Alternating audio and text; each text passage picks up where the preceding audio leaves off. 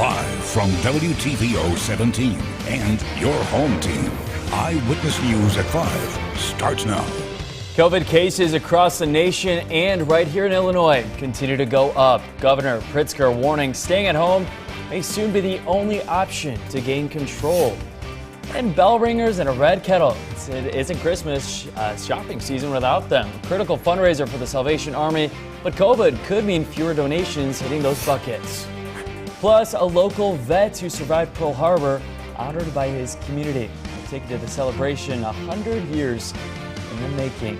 Good evening, I'm Elliot Grandia. Eric and Mimi are off. Well, the number of COVID cases here in our area continues to climb right now. The 7-day rolling positivity rate for Region 1 now sitting at 18.9%. It's the highest for a region in the state.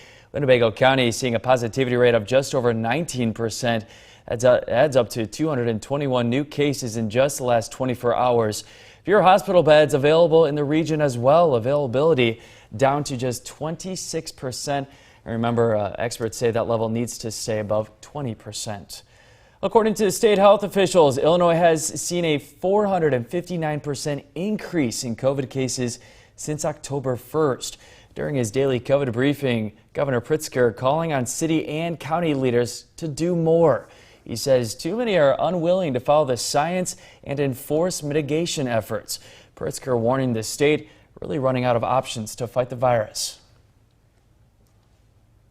If things don't take a turn in the coming days, we will quickly reach the point when some form of a mandatory stay-at-home order is all that will be left. With every fiber of my being, I do not want us to get there. But right now, that seems like where we are heading. Well, today, the Illinois Department of Public Health recommended residents stay at home as much as possible, only leaving for essential activities. In D.C., lawmakers scrambling to try and pass a COVID relief bill as millions of Americans continue to struggle. Democrats and Republicans, however, still don't see eye to eye. Raquel Martin reports on the path forward as she keeps us connected to the nation's capital. This is a red alert. Thursday, Democratic leaders Chuck Schumer and Nancy Pelosi accused Republicans of ignoring the raging pandemic to peddle false election conspiracies. Thousands are dying. We don't have time for these kinds of games. The two insist Biden's victory proves Americans want a more aggressive approach and called on Republicans to pass Democrats' more than $2 trillion COVID relief deal. We really have to focus in on how we're fighting this. Wisconsin Democratic Senator Tammy Baldwin says it's time to strike a compromise. Speaking for myself, I am absolutely ready to do that. She says Wisconsin businesses are crippled and hospitals are overwhelmed. For 2 days in a row, the state has reported more than 7,000 new cases. They're in very dire straits. But even after months of debate, Democrat and Republican leadership remain as divided as ever. The only thing that's standing in the way, in my view, is Speaker Pelosi. House Minority Leader Kevin McCarthy says Democrats are blocking Republican efforts to pass targeted relief for hospitals, businesses, and the unemployed. They should drop this ridiculous partisan gamesmanship. Republican Missouri Senator Josh Hawley blasted Democrats who say Republicans are distracted by the election. That's nonsense. Republicans are here. We have attempted repeatedly to move a bill onto the floor. So far, negotiations haven't resumed since the election. In Washington, Raquel Martin. Coronavirus meaning fewer of us will travel for the Thanksgiving holiday this year. It's all according to AAA. 50 million Americans now expected to take to the roads, air or rail. About 2.5 million of those will be in Illinois. It's the lowest travel volume, though, the nation has seen in about 4 years. Now, before you take off on your trip, AAA are just recommending planning ahead to make sure your hotels and other services are taking proper COVID precautions. Well, holidays, of course, a critical fundraising time for many local nonprofits. For Salvation Army, nearly 70% of its fundraising will be raised during its annual Red Kettle campaign, but COVID could put a dent in those efforts. Salvation Army telling us it hopes to raise about $150,000 this season. It's about half of what it brought in last year. In fact, we had a crew stand with a bell ringer at the Rockford Woodman's. In 2 hours, only 3 people donated.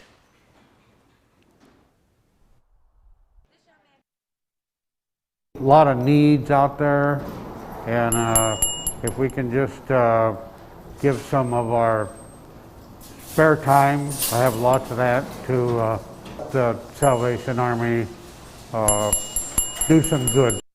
Well, there's some good news. The Salvation Army says private donors stepped up their gifts and helped bridge that gap this year, but they're willing to take anything anyone is willing to give this year for people in need. Well, we now know the name of the Janesville man killed in a house fire early Monday morning. He is Stephen Stevenson. Investigators say the 58-year-old died from injuries sustained during that fire. Monday, firefighters were called to a home on South Pearl Street. Stevenson was found inside that burning building. He died on the scene. Janesville police and fire still looking into what caused the fire. Well, a day after Veterans Day, a state line veteran survived the attack on Pearl Harbor, now celebrating 100 years old. Cars driving past Stanton Hoos this morning at a Beloit Senior Living Center. There are plenty of American flags there, a lot of balloons, many ringing bells. Others, of course, you hear him right there singing happy birthday. Stan says he just appreciates the outpouring of love. I think that's a very good deal for me. I enjoy the company. I must have been nice to them or they wouldn't do it. And I really enjoy good people. Well, congrats to Stan. He actually served 8 years in the U.S. Navy. He was on board a ship at Pearl Harbor when Japan launched its surprise attack. Cold storm Eta makes landfall for the second time in Florida. The system touching down early this morning in the northwestern part of that state. It pummeled the region with tropical storm force winds, heavy rain, streets and homes. You can see it right there, flooded. More than a dozen countries now under a state of emergency. Tampa Bay officials say water levels already 2 to 3 feet above normal and expected to rise even higher. Eta has made landfall 4 times now. It actually first touched down in Nicaragua as a Category 4 hurricane, next in Cuba, then on Sunday in South Florida, where people are still cleaning up from all that heavy flooding. We got people out there that are sinking in water. Outside my house, I have 18 inches of water all the way around my house. And again, Eta is the 28th named storm in this hurricane season. Well, we had plenty of sunshine out there for us this afternoon. Helped to warm our temperatures today back into the 50s, actually a little bit above where we should be for this time of year and warmer than where we were yesterday. But we've got the cloud cover on the increase. You can see that with our Mercia SkyTrack camera out in Beloit, Wisconsin. Cloud cover will continue to increase for us this evening. And from those clouds, we are going to see a few light showers. Now, you see a couple of those showing up on radar already this evening, kind of working in from the southwest and then up into Wisconsin.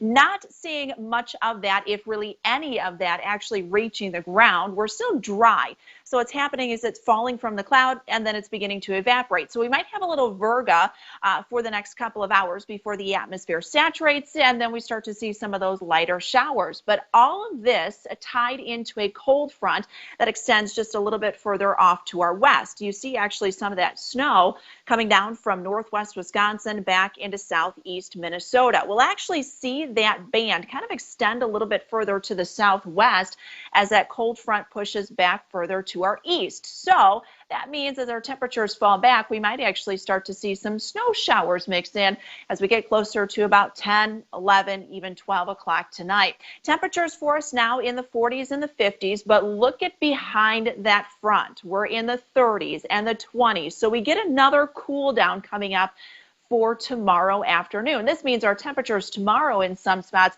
might even struggle to make it into the mid-40s for the afternoon. The good news, though, we do come with some sunshine. Now, when that cold front comes through, it is going to come through with some wind.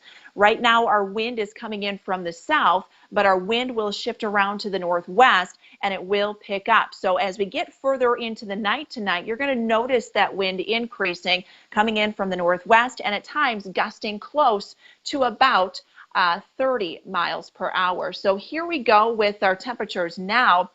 Most of us are in the 40s, 44 degrees in Freeport, 49 now in Rockford, 46 in Belvedere, Rochelle, and 45 our current temperature in DeKalb. Our weather watcher, Bob, in the Rockford area this last hour checking in with 49 degrees and that dew point number sitting at 35. So there you see we've got a little bit of dry air. So here we go with Futurecast. Well, about 8, 9 o'clock, we'll start to see some of those showers begin to move in.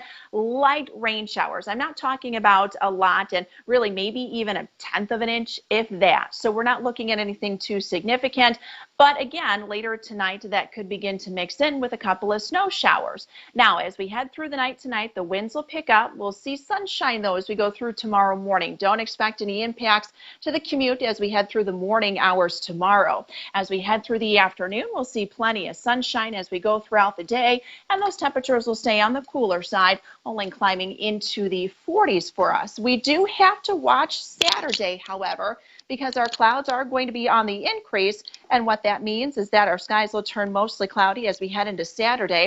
We've got another system beginning to work in. This will come in from the southwest, and this will bring us some rain late in the morning on Saturday and then into the afternoon. So behind that cold front, temperatures tonight down to 27 degrees. Winds will be gusting in at around 30 miles per hour. The wind will ease up, though, as we head through the afternoon tomorrow. High temperatures only around 43 degrees.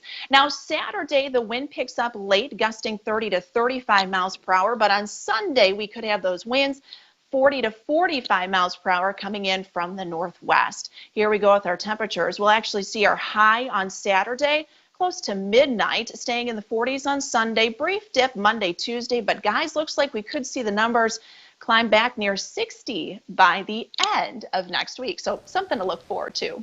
Now, the Napleton Sports Desk with Sports Director Scott Lepper. James Robinson has had 8 straight games where he's amassed at least 100 yards of offense for the Jaguars. He'll try to keep that going this Sunday up in Green Bay when the Jaguars face the Packers.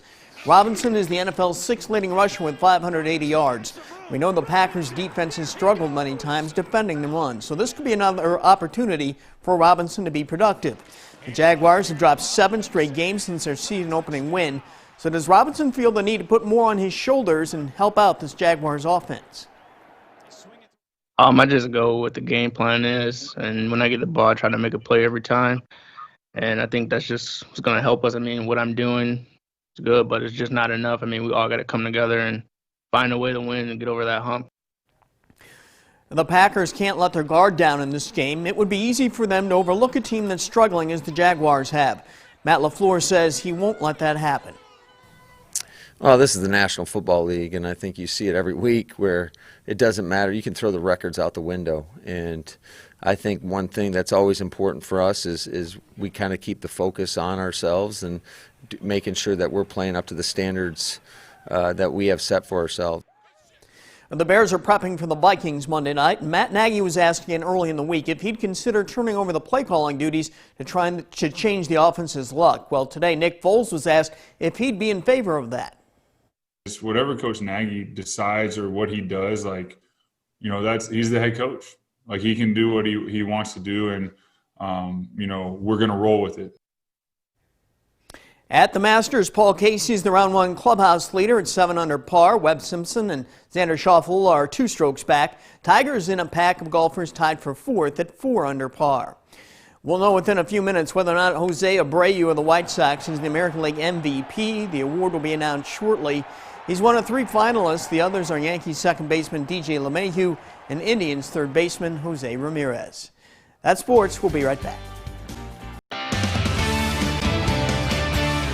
We'll see our cloud cover increase as we go through the remainder of the night tonight, and from that a few light showers likely as we get closer to about 8, 9 o'clock this evening. As we get closer to midnight, could actually start to see some of that mix in with a few snowflakes. Increasing sunshine for tomorrow, but colder. Rain returns over the weekend. Lots of wind too. Could have a couple of thunderstorms Saturday night. All right, join us for the Day Stop Stories at 6.